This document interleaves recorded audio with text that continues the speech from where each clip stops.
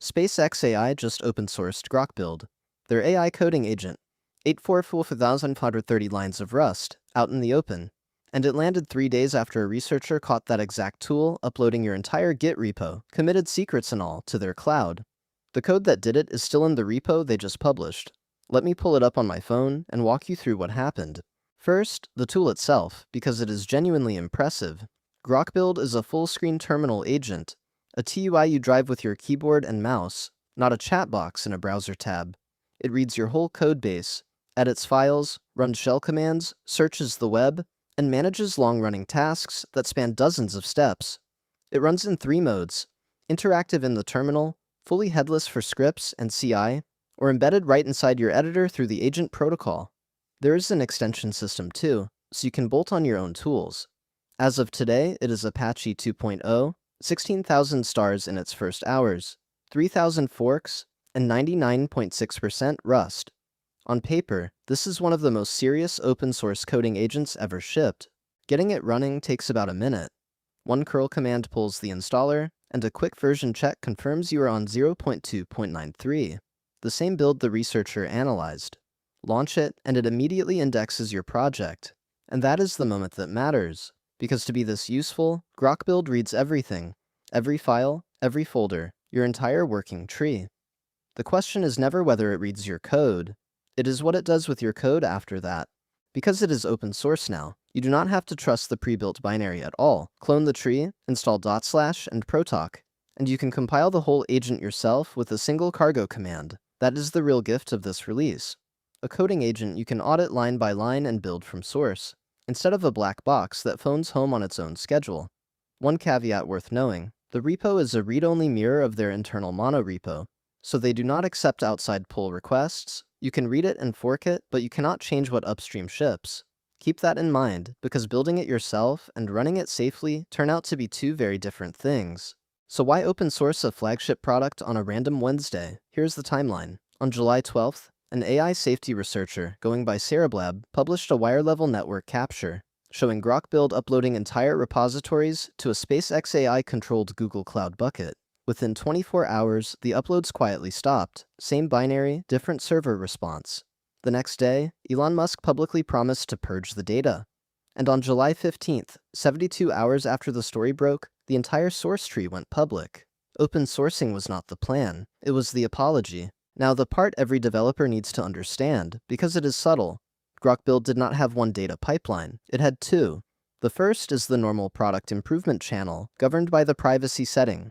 It only sends the small code snippets the model needs, and opting out genuinely works. The second channel is the problem. It packaged up your full Git history and uploaded it as a bundle, and it answered only to a header the server sent down. Your privacy toggle lived on the first channel. The repo uploads lived on the second. They never touched. And this was not a rounding error. The researcher measured the volume. To answer a typical prompt, the model needs a small slice of code. Grok Build was sending roughly 27,800 times that, complete histories, deleted files, and secrets that had been committed and later removed but never actually erased from Git. Put the 2 next to each other, and the bar for what the model needed is a sliver. The bar for what left your machine is a wall. And the secrets part is the killer. Things like API keys and tokens that developers commit by accident, then scrub in a later commit, still live forever in Git history. Grok Build shipped that history wholesale. Here's what made people furious. You could turn data sharing off in the settings, and it changed nothing. When the researcher flipped the toggle off and then asked the server what it thought, the settings endpoint still came back with trace upload enabled set to true. The user had expressed a preference. The server had not changed its mind. The whole repo uploads kept running. That is the difference between a privacy control and a privacy suggestion. And for weeks, this was only a suggestion. To their credit, SpaceXAI moved fast once it was public. They disabled default retention for every user starting July 12th, flipped the server flag so the upload stopped, and said they were deleting all coding data they had previously retained.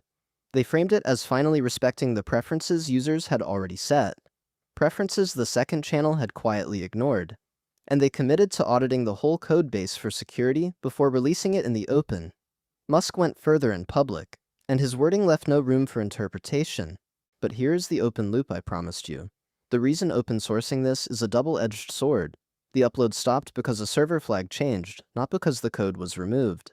Walk the published repo, and the machinery that bundles your Git history and ships it to the cloud is still right there in the source. It is dormant, held off by a value the server sends down, which means SpaceXAI can turn it back on for any user or every user without pushing a single update. The fix you are trusting is a flag they control, not a line they deleted. Step back, and the scale is staggering in both directions. 840,530 lines of Rust, audited and pushed into the open in 72 hours. 16,000 stars before the first day was out, 3,000 forks right behind them. It is one of the fastest, largest trust repair releases the industry has ever seen. A flagship product turned inside out under pressure. But remember why it happened. This transparency is real, and it is welcome, and it exists entirely because a researcher forced the issue, and the alternative was worse. So should you use it? Yes, but on your terms. Because it is open source, you can compile it yourself and point it at your own local inference, so nothing ever leaves your machine. In your config file, set the provider to local, disable trace upload, and set disable codebase upload to true on the client side, where the server cannot override you. Run it that way, and Grok Build becomes exactly what it should have been from the start, a powerful agent that keeps your code where it belongs. Grok Build is a brilliant tool that shipped with a data channel no toggle could stop. Now it is open, auditable, and safest when you run it local first. Read the fine print, compile your own, and keep your secrets yours. This is Prism Labs.